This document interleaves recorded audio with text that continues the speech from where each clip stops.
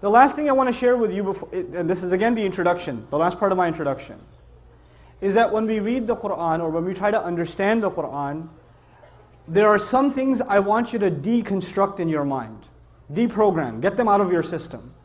The first of those things is this is a book for knowledgeable people. This is a book for people that have a lot of knowledge, that are very well versed in religion, that are scholars or imams or speakers or khatibs or you name it. That's who this book is for. I want you to let this out of your mind, that when you read the Quran you're thinking, this book is a very academic kind of exercise. Oh, it's a religious, spiritual text. I don't even want you to think about it like that first. You know what I want you to think about it like? You know when you have a real problem? A lot of us have problems. We have family problems, we have marriage problems, we have problems with our in-laws. But you say that's normal, right? So there's a problem with our in-laws. Some of you have problems with your kids. Some kids have problems with their parents. Friends have problems with each other. Some of you have problems at work. Some of you have problems in business. We have all kinds of problems. And when people have really bad problems, you know what they do? They go talk to a friend. Man, can I talk to you? This thing's really bothering me. And you call a friend and you're on the phone with them for an hour, talking about your problem. Right? This is what most of us do. And hopefully people you talk to about your problems are in your family. But for most of us the problem is the family, so you got to find somebody else. Right? So, and this gave birth to really a gigantic scam industry, even though there are some very legitimate psychologists out there, but a lot of therapists are just crooks. They'll call you over, charge you $350 an hour and say, tell me how you feel. Tell me about your problems. And you'll talk about your problems for an hour, and at the end of that they'll say, do you feel better? I'll say, no, you're supposed to tell me something. I was like, no. My way of getting you to feel better is to talk about your problems. But you know, when we talk to Allah about our problems, then He gives us counsel. He gives us therapy. He gives us advice. That's what the Quran is supposed to be. When you're having problems, and all of us do have problems, the Quran is supposed to be Allah giving you and me very relevant advice for my life and your life. It's a personal relationship. It's not an academic relationship. It's not this superficial kind of relationship. First and foremost, it's a personal relationship. And when Allah is giving instructions, even when He's telling stories of the past, you're supposed to not be thinking only about the past. What should you be thinking about? Yourself. I'll give you one example of that and I'll go on. I'll give you a scary example of that. Not only should the Muslim be thinking about himself when he's listening to the Quran says or teaches us that even the kafir, the one who hates the message of the Quran, the one who disbelieves in the message of the Quran, when they listen to the Quran, even they shouldn't be thinking about the past, they should be thinking about themselves. Where did I get this from? I told you 2 surahs mention a lot of stories of previous prophets. Which 2 surahs did I highlight today? Hud and Shu'ara, right? 11 and 26. And Surah Hud once again.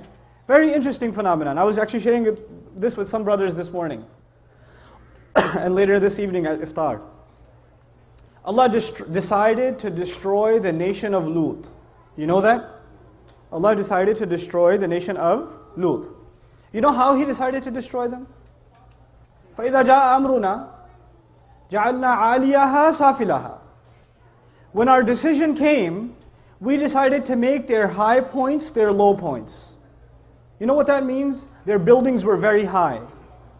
And Allah said some kind of earthquake, tornado, hurricane, whatever He sent, but those buildings started caving in. The roofs, the ceilings started collapsing. And the buildings are falling apart because of these earthquakes that are coming on this nation. You know what happens when earthquakes happen, right? What are you supposed to do in an earthquake? You're supposed to get out of the building. Especially if it's a minor earthquake, stand underneath the doorways, right? Stand underneath the strong construction. But if it's a major earthquake, get out of the building, be outside. Allah says everything that was high was made low. Not a tree is standing, not a roof is standing, everything's destroyed. When everything's destroyed, many people get crushed. But the people who didn't get crushed, where are they now? They're outdoors. There's no roof left. This was phase 1 of the punishment. فَأَمْطَرْنَا عَلَيْهِمْ حِجَارَةً مِّنَ السَّمَاءِ حِجَارَةً مِّن سِجِّيلٍ مَنْضُودٍ. He says, then we started raining on them. Now you have no roof left, you have no tree left, you have no shade left. So when it's raining, do you have anywhere to go? No. What kind of rain was this? A rain made of stones. And then he adds the word mambood, which means, and I think you guys in Houston can appreciate this. You ever heard of this thing called flash floods? Right? The rain comes like a slap, like kush. And then you say, okay, it's done. And then 2 seconds later, another slap, like gush. Like it falls like a bucket fulls in one shot instead of light drizzles. Allah says the stones would come from the sky, one big smack. And you would think it's done. Then another layer, then another layer, then another layer. You know, I was giving the younger guys examples because they play a lot of Modern Warfare or whatever else. It's like, brrr, brrr. It's like that. You know, reload and then again, reload and then again, reload and then again. It kept on coming like that. And then the next ayah tells us something even more scary. Says musawwamatan. Musawwamatan.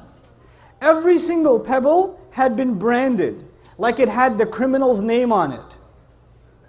You know how in sniper fire you target very specifically? Every single bullet that Allah sent from the sky was told, this is who you're going to hit, this is where you're going to hit them. Exact targeting. First Allah brought the targets out of the houses. Because if they were still inside the house, you can't hit them. So first Allah shook the houses and got them out of the way. Now they're outdoors, now the firing begins. The firing squad begins. And at the end of all of this, you know what he says? Of course, what nation did I just tell you about? Lut. And you know who the first people listening to this was? The Quraysh are listening to this. And the Quraysh were listening to this. And to them, this is old history. This is not something that happened that they saw. This is old history for them.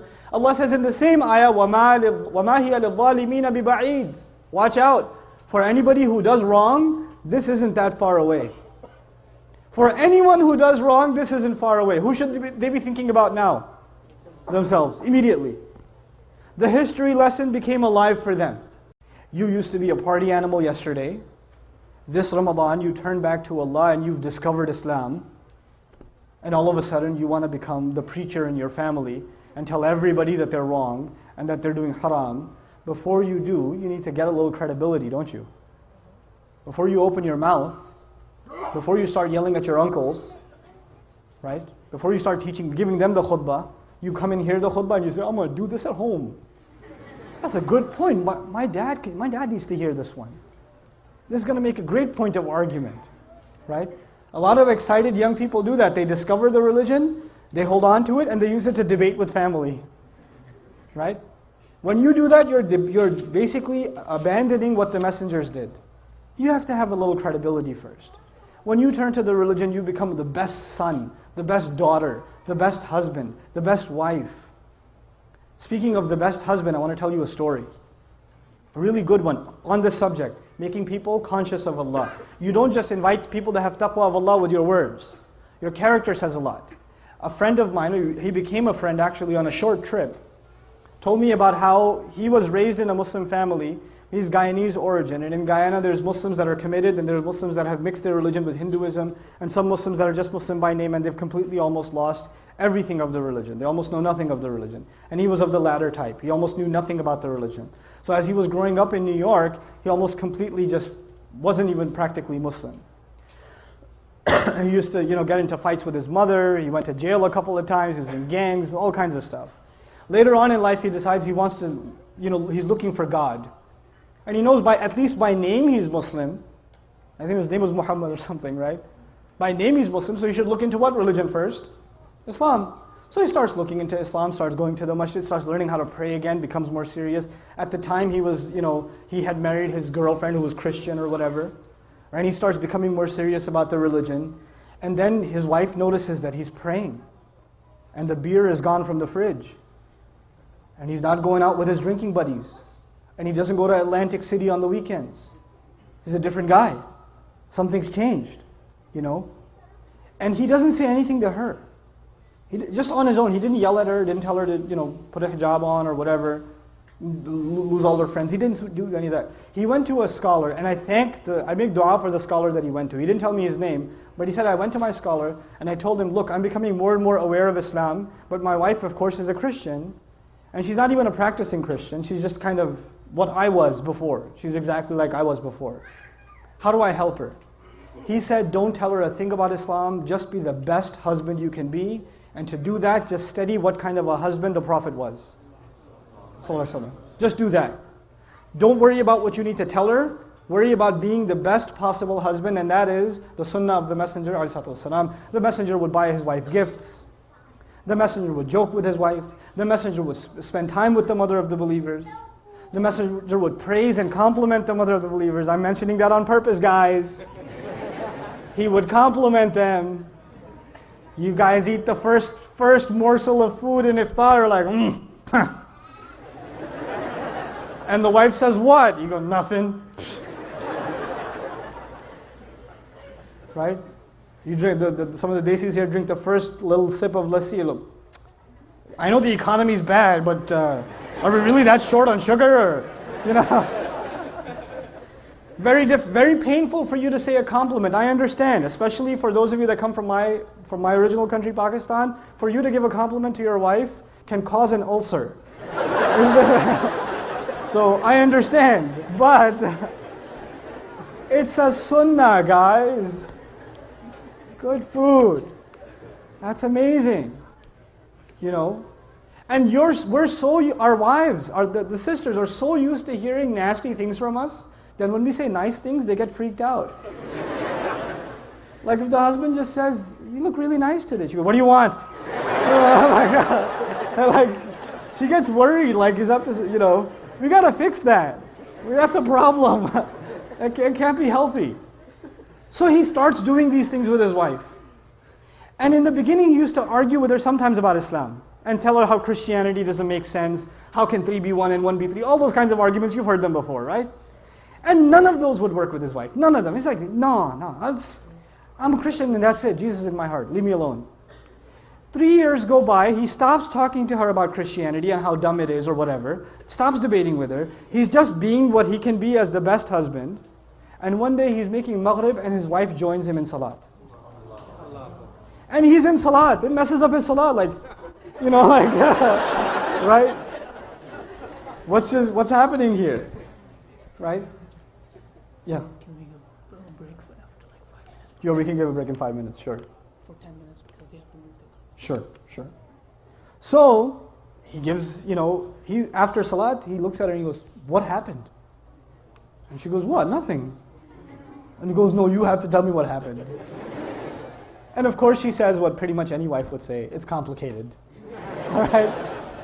But eventually she tells him, and she tells him, look, I've never seen a husband like you. My dad wasn't like that. I've never seen a father like you. The way you are with our child, I've never seen a father be like that. It's so beautiful.